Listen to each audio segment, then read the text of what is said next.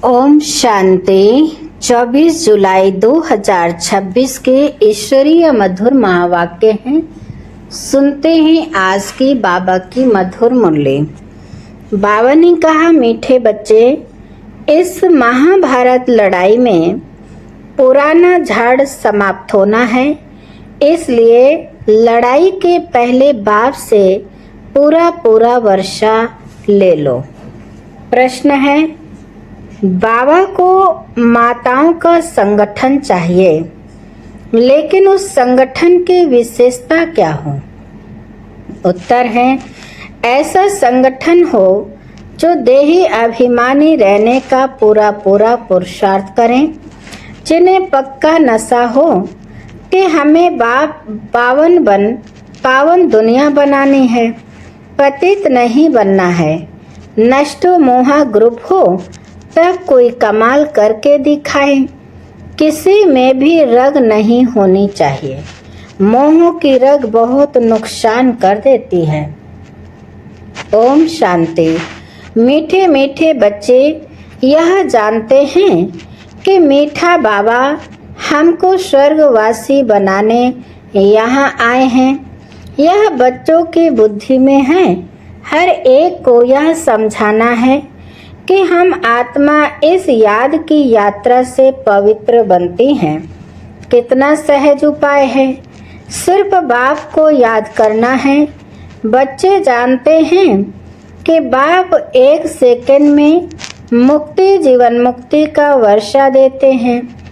अब सब जीवन बंध में हैं, रावण राज्य के बंधन में हैं। यह बात बाप जानते और बच्चे जानते और न जाने कोई। तुम बच्चों को निश्चय है कि बेहद के बाप को हम याद करते हैं तो अंदर में बहुत खुशी होनी चाहिए। आत्मा को जिस बाप को आधा कल्प याद किया करते थे, वह बाप मिला। दुख में बाप को सिमरन करते रहते हैं। तुम भी सिमरन करते थे, अभी तुम दुखी होकर सिमरन नहीं करते हो। जिसको सारी दुनिया सिमरन करती है, वह बाप आया है, यह तुम जानते हो। बाबा ने बार बार समझाया है। यहाँ जब तुम बैठते हो तो ऐसा समझो कि हम आत्मा हैं। बाबा परम धाम से आया हुआ है, कल्प कल्प अपने वादे अनुसार आता है। बाबा की यह प्रतिज्ञा है कि तुम जब पुकारेंगे और आधा कल जब पूरा होता है तो मुझे आना पड़ता है। कलयुग के बाद सतयुग होना है तो मुझे आना पड़ता है। यह सिर्फ तुम बच्चों को मालूम है कि यह संगम युग है। बाबा आया हुआ है। तुम बच्चे भी सर्विस करते हो, दिन प्रतिदिन परिचय देते जाते हो। बाप की पहचान सबको मिलती जाती है। यहाँ बैठे हो, जानते हो बेहद का बाबा शिव बाबा हमको फिर से बेहद का वर्षा देने आए हैं। तुम बाबा बाबा कहते हो ना, हम शिव बाबा के पास आए हैं। शिव बाबा भी कहते हैं कि मैं साधारण तन में आया हूँ। कल्प पहले मुवाफिक यह भूलना नहीं चाहिए। माया ऐसे बाबा की याद भुला देती है जिससे पति से पावन बनना होता है। तुम जानते हो कि सर्व का सद्गति दाता एक ही सतगुरु है। सिख लोग भी गाते हैं, सत श्री अकाल। पतित पावन को ही सतगुरु कहा जाता है। पुकारते भी हैं कि हे पतित पावन, आत्मा पुकारती है। अभी तुम जानते हो हम यहाँ आए हैं सम्मुख बाप से मिलने। बड़े बड़े आदमी एक दो के पास मिलने जाते हैं, उन्हों की कितनी महिमा होती है। धूमधाम से आजियान के लिए तो बैंड बाजे आदि बजाते हैं खुशी के। यह गुप्त वेश में कौन आया हुआ है, यह तुम ही जानते हो। उनको कहा जाता है दूर देश का रहने वाला मुसाफिर। तुम जानते हो हम आत्माएं परम धाम की रहने वाली हैं। यहाँ मुसाफिर बन आए हैं पाठ बजाने। एक एक अक्षर जो बाप समझाते हैं दुनिया में कोई नहीं जानते। तुम बाप से सुन रहे हो, वह अच्छी रीति धारण करना चाहिए। बाप समझाते हैं तुम सब मुसाफिर हो इस कर्म क्षेत्र में। हम शांति धाम के रहने वाले हैं, फिर यहाँ टाकी वर्ल्ड में आते हैं। हम शांति धाम के मुसाफिर हैं। 84 जन्मों का पाठ यहाँ बजाते हैं। आखिर यह अंत का समय है तो बाप आए हुए हैं पुरानी सृष्टि को नया बनाने। यह भी तुम जानते हो, चित्र भी क्लियर है। शिव बाबा ब्रह्मा द्वारा नई दुनिया की स्थापना करते हैं। ऐसे तो नहीं, श्री कृष्ण द्वारा विष्णु द्वारा स्थापना करते हैं। बाप आते ही हैं ब्रह्मा द्वारा स्वर्ग रचने। बाप आए हैं साधारण तन में। यह है ही पति दुनिया, एक भी पावन नहीं। जबकि पहले नंबर वाले लक्ष्मी नारायण भी पतित बनते हैं। जो पावन थे वही पतित बने हैं, सारी डिनास्टी सहित। तुम जानते हो हम जो डीटी धर्म वाले थे वह अब शूद्र धर्म वाले बन गए हैं। भल अमेरिका आदि में बड़े बड़े साहूकार रहते हैं, परंतु सतयुग के सामने अमेरिका कुछ भी नहीं। यह सब पिछाड़ी में बने हैं। यह अल्पकाल का भपका है, विनाश तो होना ही है। तुम बच्चों को बड़ा अच्छा नशा रहना चाहिए। बाप जो हमको स्वर्ग का मालिक बनाते हैं उनको हम बच्चे याद ना करें, कितना वंडर है। माया याद करने नहीं देते। तुम बच्चे अभी ऐसे कहते हो बाबा माया हमको याद करने नहीं देती है। अरे बाबा जो तुमको 21 जन्मों के लिए स्वर्ग का मालिक बनाते हैं उनको तुम याद नहीं कर सकते हो। प्रजा भी तो स्वर्ग का मालिक बनती है ना। सब सुखी रहते हैं, अभी तो सब दुखी हैं। प्राइम मिनिस्टर, प्रेसिडेंट आदि को तो रात दिन चिंता लगी रहती है। लड़ाई आदमी कितने मरते रहते हैं। तुम जानते हो महाभारत लड़ाई भी मशहूर है, परंतु उसमें क्या हुआ था यह किसके बुद्धि में नहीं है। तुमको बाप ने बुद्धि में बिठाया है। महाभारत की लड़ाई में सब मर गए। कितनी बड़ी मनुष्य सृष्टि है। आत्माओं का भी झाड़ है। झाड़ पहले नया होता है तो बहुत छोटा होता है, फिर वृद्धि को पाता जाता है। तुम जानते हो पहले जब डीटी धर्म था तो कितना छोटा झाड़ था। आदि सनातन देवता धर्म था, अब कितना वैरायटी धर्म है। इस महाभारत लड़ाई द्वारा इन सब का विनाश होना है, परंतु यह ज्ञान कोई में है नहीं। भल कहेंगे यह वही लड़ाई है, परंतु इससे क्या होने का है यह पता नहीं। तुम अभी रोशनी में हो, जानते हो विनाश होना है। इसलिए महाभारत लड़ाई के पहले अपना वर्षा तो ले लेवें। बात तो बड़ी सहज है। पवित्र बनो और बाप को याद करो। बहुत बच्चियों के ऊपर अत्याचार होते हैं। तुम माताओं का संगठन होना चाहिए एक दो को बचाने के लिए, परंतु देही अभिमानी जरूर बनना पड़े। हमको पावन तो जरूर बनना है। यह पक्का नशा चाहिए।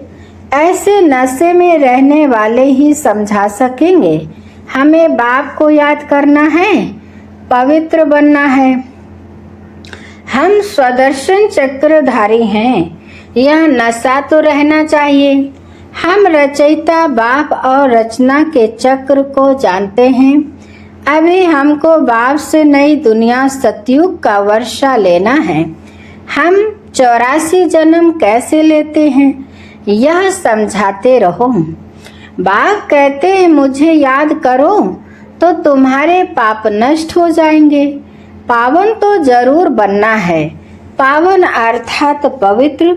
काम महाशत्रु है। हमने 84 जन्म का चक्र पूरा किया। अब बाप से वर्षा लेना है। बाप कहते हैं मुझे याद करो तो तुम्हारे विकर्म विनाश होंगे। यहाँ तो आते ही हो रिफ्रेश होने। मुझ बाप को याद करो। 21 जन्मों का वर्षा लेना है। कोई में भी मोह की रग नहीं रहनी चाहिए। नष्ट मोहा बनना है। इस शरीर में भी मोह ना रहे। यह तो पुरानी चमड़ी है, परंतु इसकी संभाल रखनी होती है। जो पढ़ाई पढ़ सके, तकलीफ होती है तो चत्ती लगानी पड़ती है।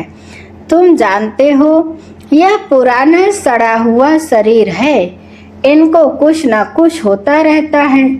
दुख आत्मा को होता है, जानते हो। अब तो यह शरीर छोड़ना है। योग बल से इनको थमाना है। बाप को याद करते रहना है। अपने को आत्मा समझकर बाप को याद करना है बस। और कोई लौकिक संबंध भी याद नहीं आने चाहिए। मैं देह नहीं आत्मा हूँ। बाप कहते हैं मैं तुम आत्माओं को वर्षा देने आया हूँ। आत्मा पवित्र होगी तब फिर शरीर भी अच्छा मिलेगा। तुम जानते हो अभी हमारी आत्मा पावन बननी है। हम पावन थे तो इन लक्ष्मी नारायण जैसे थे। इन लक्ष्मी नारायण ने 84 जन्म लिए हैं। सारी सूर्यवंशी डिनास्टी ने 84 जन्म लिए हैं। चंद्रवंशी के लिए 84 जन्म नहीं कहेंगे। हाँ, जो सूर्यवंशी में पहले पहले दास दासी बनते होंगे वह फिर त्रेता में कुछ मर्तबा पाते हैं। उनके 84 जन्म कहेंगे। राजा रानी प्रजा जो भी दास दासियां आदि सूर्यवंशी में आते हैं वही 84 जन्म लेते हैं। ऐसे ऐसे अपने से बातें करनी हैं। हम 84 जन्म कैसे लेते हैं? विचार सागर मंथन करना चाहिए। जितना हो सके बाप को और वर्षे को याद करते रहो। चलते फिरते समझो कि हम बाबा के बच्चे हैं। कोई भी मिले तो उनको बाबा का परिचय देना है। इन चित्रों में सारी नॉलेज है, सब बताना है। बाबा आया हुआ है ब्रह्मा तन में। हम सब ब्रह्मा कुमार कुमारियां हैं ना। हम बीके को स्वर्ग का वर्षा मालिक बनाने बाबा आया हुआ है। सब आत्माओं का बाप एक है। हम ब्रह्मा कुमार कुमारियां हैं। अपने अपने कार्ड भी दिखा सकते हो। कहाँ ऑफिस आदि में भी कार्ड दो, परंतु समझ नहीं सकेंगे कि बीके कौन है। अनेक प्रकार के विघ्न आते हैं। गवर्नमेंट को भी समझाया जाता है हमारी यह फैमिली है। दादा और बाबा हैं। दादा द्वारा हम वर्षा ले रहे हैं। यह याद रखने से खुशी रहनी चाहिए। मिल्कियत तो दादे की है। पौत्रों को हक है, पूरा हिस्सा बांट कर लेते हैं। तुम भी जानते हो शिव बाबा से ब्रह्मा द्वारा हम वर्षा लेते हैं। यह याद रखना चाहिए। पढ़ना है और फिर पढ़ाना है। यह बाप का फर्ज है। बच्चों के पालना करना। जब तक कुमार कुमारी बालिग ना बने बाप को उनकी संभाल करनी है। बच्चों का काम है पढ़ना। पढ़ते हैं अपने पैरों पर खड़ा होने के लिए। तुम जानते हो बाबा हमको पढ़ा रहे हैं 21 जन्म के लिए, फिर हम अपने पैरों पर खड़े रहेंगे। जितना पढ़ेंगे उतना ऊंच पद पाएंगे। तुम खुद कहते हो हम यहाँ आते हैं श्री लक्ष्मी व श्री नारायण बनने। यह सत्य नारायण की कथा है ना। कोई को पता नहीं है कि यह लक्ष्मी नारायण 84 जन्म कैसे लेते हैं। राधे के भगत होंगे तो कहेंगे राधे हाजरा हजूर है। जिधर देखो राधे ही राधे है। श्री कृष्ण ही श्री कृष्ण है, शिव ही शिव है। यह गुणधानी कर दी है। ईश्वर राधे श्री कृष्ण सब सर्वव्यापी हैं। यह सब ईश्वर के रूप हैं। भगवान ने यह रूप धारण किए हैं। जिधर देखो उधर तू ही तू है। बिल्कुल ही बेसमझ बन पड़े हैं। यह है विकारी पति दुनिया। सतयुग है निर्विकारी पावन दुनिया।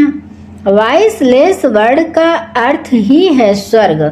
कहते हैं वहाँ बच्चे तो है ना, वह कैसे पैदा होंगे। बस सवाल ही यह पूछेंगे। कहेंगे बच्चे नहीं पैदा होंगे तो सृष्टि कैसे बढ़ेगी। हर साल आदमशुमारी का हिसाब निकालते हैं कि कितने जास्ती मनुष्य हुए। यह नहीं बताते कि इतने मरे। तो बच्चों को पहले तो अपना कल्याण करना है। मैं आत्मा हूँ, पहले तो यह निश्चय करो। बाबा को याद करना है। अंत काल जो नारायण सिमरे।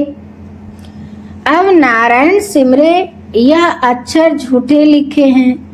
अंत काल जो शिव बाबा सिमरे, उसे चिंता में जो मरे सो स्वर्ग का नारायण बने।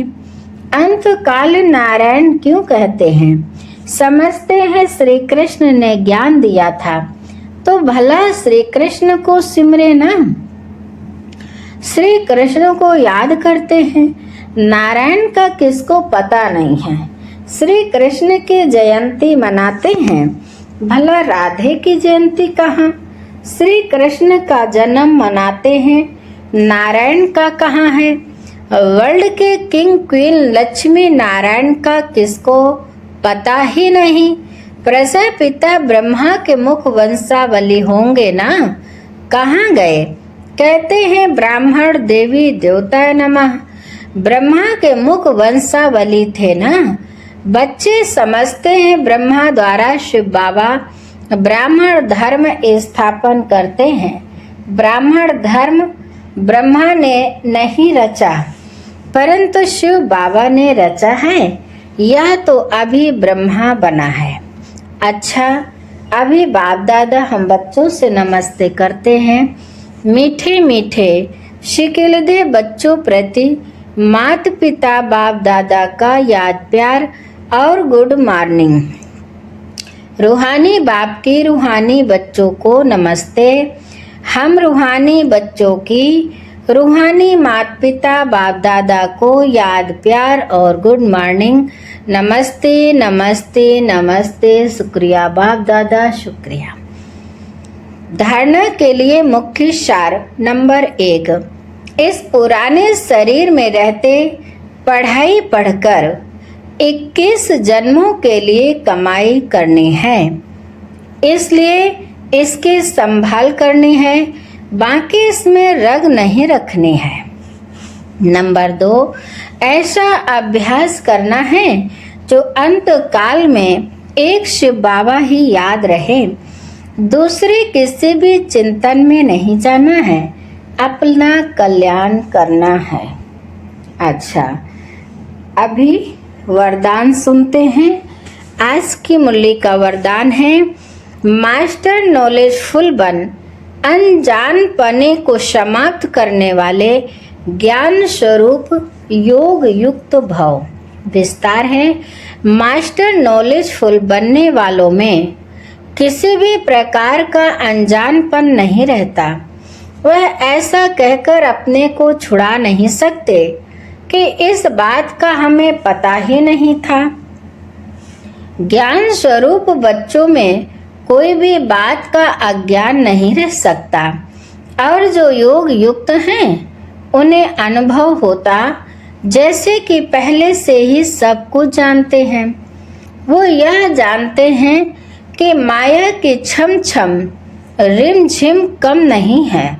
माया भी बड़ी रौनकदार है, इसलिए उससे बचकर रहना है। जो सभी रूपों से माया की नॉलेज को समझ गए उनके लिए हार खाना असंभव है। स्लोगन है, जो सदा प्रसन्न चित्त है वह कभी प्रश्न चित्त नहीं हो सकता।